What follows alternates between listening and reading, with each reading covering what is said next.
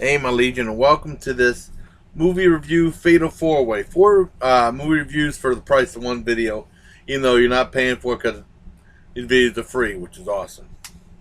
And I'm glad I really appreciate everyone who who tunes into all my videos and watches them. It means a lot to me. Uh, I got four movie reviews, and they're all pretty much straightforward films as far as plot and stuff like that. And like I said, I don't do any spoilers. So I give it somewhat of the plot and then I leave it go. And then I tell you what I think of it. Okay. Four movies, Troll Hunter, 100 Tears, uh, Wolfcop, and Smurfs and the Magic Flute. That might seem a little bit weird, but I've always been curious of watching that one. Now, I'll tell you why whenever I get to that one.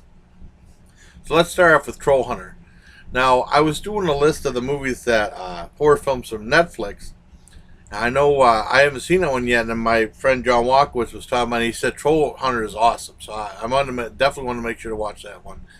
I think it was made in Norway, and it's subtitled. And one thing I'm going to say is right off the bat, I give the complete props.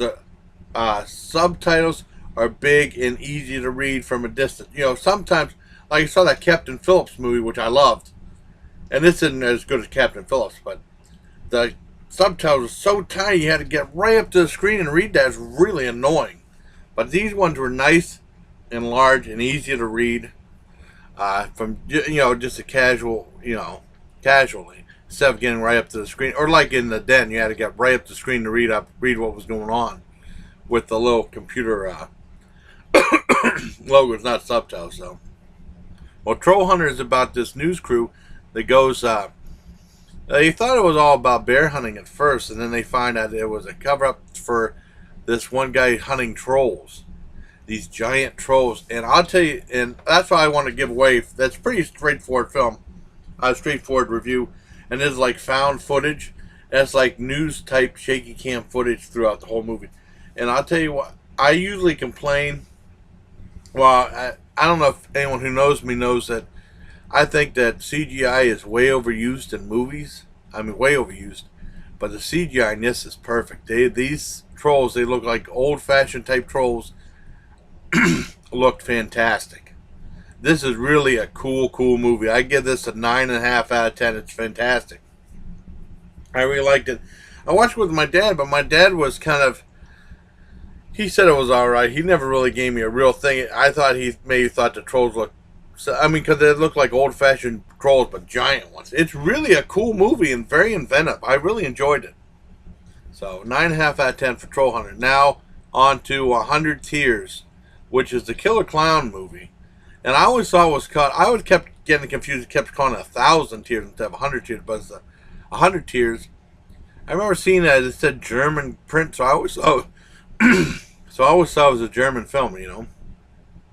No, it's an American film shot on video, which is a little bit surprising to me. You know, it's done low budget, but about these two people pretty much doing research for like a movie and stuff for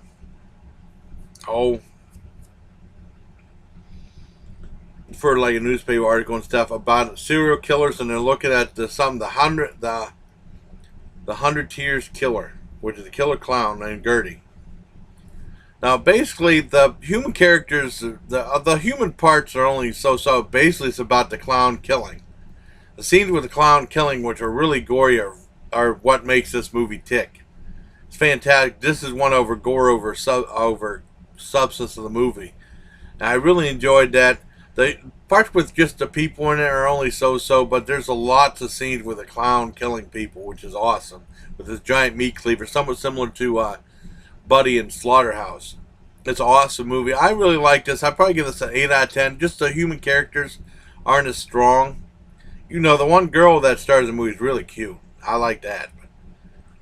But no, this is really cool. 100 Tears is really good. I saw it on YouTube, which was awesome too, for free. And any other movies I saw on Netflix, but I saw 100 Tears on YouTube. Next is Wolfcop. Wolfcop is pretty awesome. I liked it. It's about like this guy who's a supreme alcoholic. I thought he was going to be as bad as Bad Lieutenant, Harvey Keitel's Bad Lieutenant. But nah, he's not as bad as him. Harvey Keitel was real screwed up. Nicolas Cage came back to do Bad Lieutenant Protocol's New Orleans, but he wasn't as bad as as Harvey Keitel in the original Bad Lieutenant. Well, I'm getting off base. Basically, it's the one cop always not clean shaven, and he's always drinking all the time, and he's like a kind of a washed up cop, and they don't take him seriously. Well, apparently he gets abducted into like the sacrifice, and he becomes a werewolf, and then he becomes a wolf cop, a werewolf cop. And there's lots of humor in this movie, and almost all the effects. There's a little bit of CGI, but it's mostly practical. I love seeing a practical werewolf transformation. You know, like American Werewolf in London, but it ain't that good. You know, but it's done really well. I mean, there's a little bit of CGI in a couple parts but I mean, it's really a cool movie. Lots of humor. And my dad was like it up until it gets silly when he transformed the police car. My dad said, "This is getting stupid." I really liked it, though. I enjoyed it, and it's going to make way. There's going to be a Wolfcop 2 coming this year sometime. I don't know when it's coming on Netflix, but I'm glad I saw this one. It's an hour and 18 minutes, and it's really a fast-moving film. I really enjoyed this. Like I said, 9 out of 10 for Wolfcop. Awesome. Okay, next is Smurfs and the Magic Flute.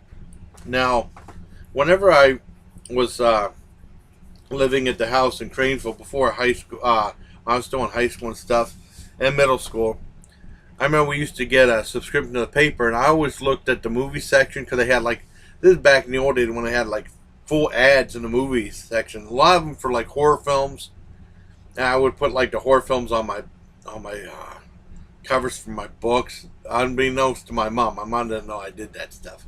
I used to clip out the ads and stuff. It was cool.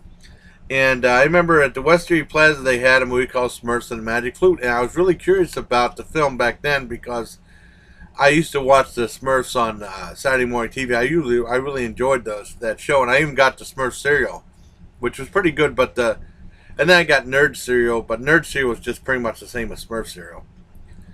Well, anyways, what this movie is about is kind of a bait and switch.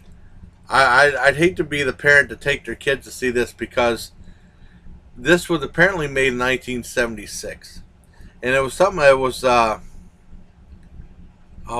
Andre and Pee Wee movie, or Louie and Pee Wee movie, or it focused on humans.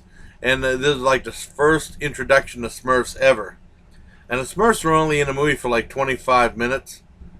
Like a 20-minute spot, and then they're in like for another 5 minutes or so, and they don't talk like they do. There's no Smurfette. There's Papa Smurf and the other Smurfs, and basically it revolves around like this guy getting this flute, and it only has 6 holes in it, and then whenever he plays it makes people dance, and then this one guy, corrupt guy, gets it and he uses it to rob people, and I don't know. Then this wizard puts them in the land of the Smurfs to try to get it back.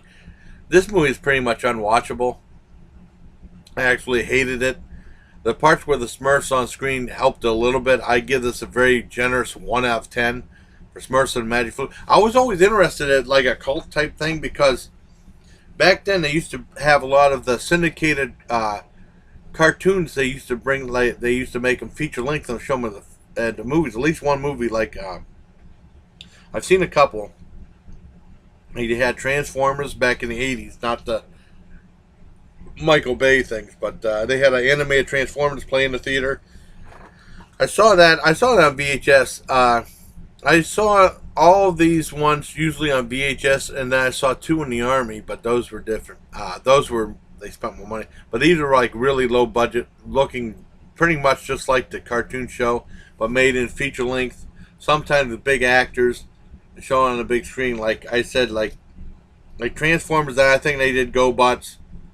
I think they did Thundercats. They did a Pounds Puppy one. They did a My Little Pony one with Tony Randall was one of the voices.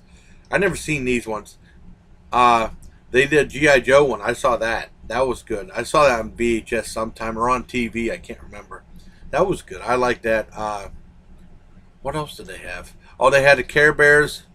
The Care Bears had a whole bunch, like 3 movies to go to the movie theater. My sister used to watch the Care Bears show. I think I saw Care Bears 2 on cable a long time ago when I was up late at night and there wasn't anything else on.